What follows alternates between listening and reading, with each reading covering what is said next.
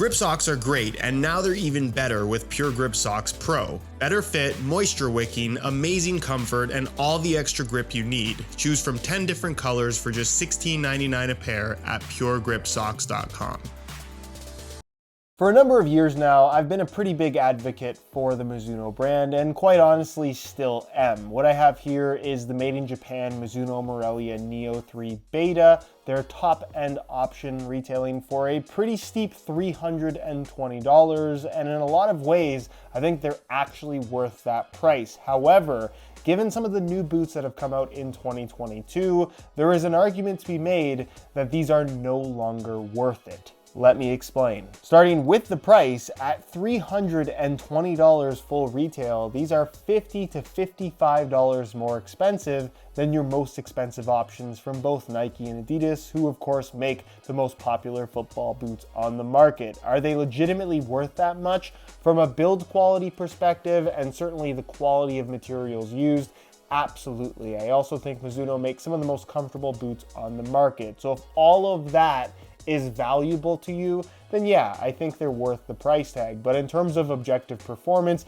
and certainly new technology that we're now seeing in some of the latest football boots, they're arguably a little bit lacking in that area. Speaking of which, technology. What makes the Morelia Neo 3 Beta a great speed boot in 2022? And I think the highlight feature here is the inclusion of the kangaroo leather on the upper that's focused around the forefoot and toe box area. So admittedly, there's not a lot of leather here, although what is here is the perfect thickness and incredibly soft, and quite honestly, some of the nicest leather you're gonna find on any football boot, period. That's paired up with kind of like a textile-based material with a knitted one-piece upper construction, kind of filling in the central portion of the upper, and an overall one-piece design that really does wrap your foot very closely, gives you plenty of adjustability, and feels really thin while maintaining that locked-in responsive feel. From a comfort perspective as well, it is arguably one of the most comfortable speed boots currently on the market. But beyond good quality materials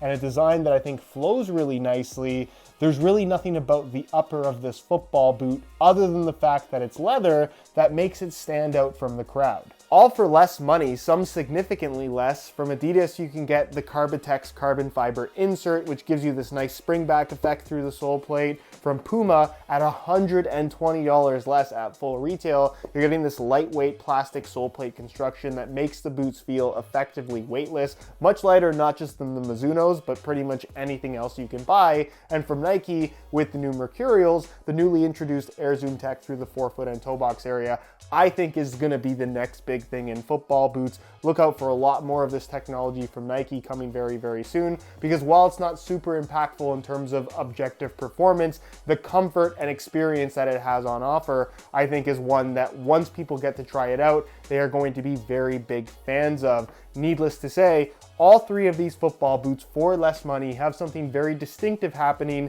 mainly in regards to sole plate technologies, where if we look at what Mizuno has done with the Neo 3 Beta, it's effectively just a slight evolution of what was originally introduced all the way back in 2010 with the original Morelia Neo. It's been 12 years, I think we're ready for something a little different. And that is not to say that I think this is a bad sole plate or stud pattern, because it is very far from that. This is well above average, and honestly, it feels great. It's comfortable underfoot, it moves nicely with your feet. I think it works well with the design of the upper, so no major complaints there. However, I just think they're capable of so much more. Even if we look at Mizuno's Rebula line, the sole plate on that football boot, the way that it bends with your foot, it feels like something special. And this to me is just a little bit too reserved for a company that is capable of so much. If you look at the technologies that they have in all their other sports that they do and make products for, I just think that they're holding back a little bit too much on the Morelia Neo in particular,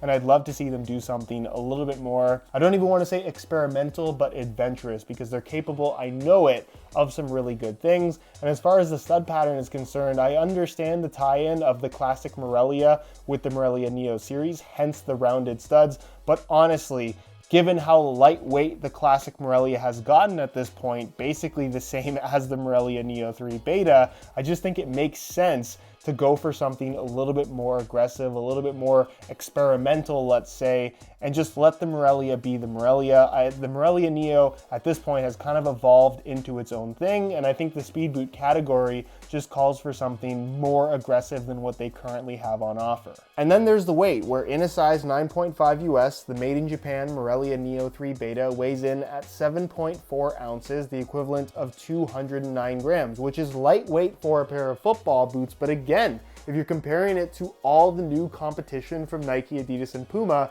it is the heaviest one. We're only talking 10 or 15 grams, but 10 or 15 grams when you're talking about a $320 retail price, I think it's relevant. On feet, it's truthfully difficult for me to say bad things about the Neo 3 Beta. It's a very comfortable pair of football boots, whether you're comparing it to other options in the speed category or otherwise. The kangaroo leather through the forefoot and toe box area is incredibly soft, feels very comfortable. Of course, will mold to the shape of your feet as you wear them in, and I think it actually blends really nicely with the textile and knit material used through the midfoot of the football boot. The nice deep central lacing system allows for plenty of adjustability, making this a great option in terms of who it's going to fit. Even if you do have wider feet, I think these are going to fit quite comfortably, and the heel lockdown is also really good.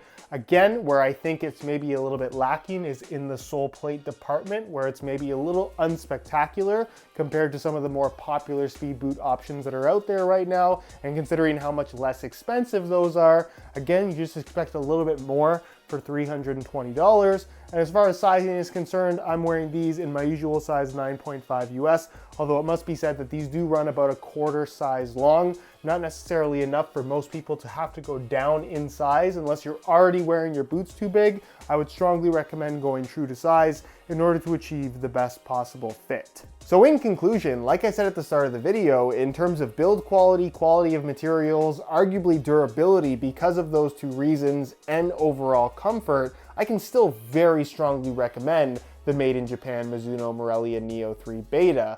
With that said, if you're considering any other aspect of a pair of football boots and price is not a factor, I don't think the Neo 3 Beta is as much of a no-brainer pick as it perhaps once was. Obviously, if you're after a pair of speed boots with a leather upper, these are the ones you should pick. There's absolutely no doubt about that. However, if you're just after a pair of really good speed boots, I don't necessarily think these justify the $320 price tag anymore.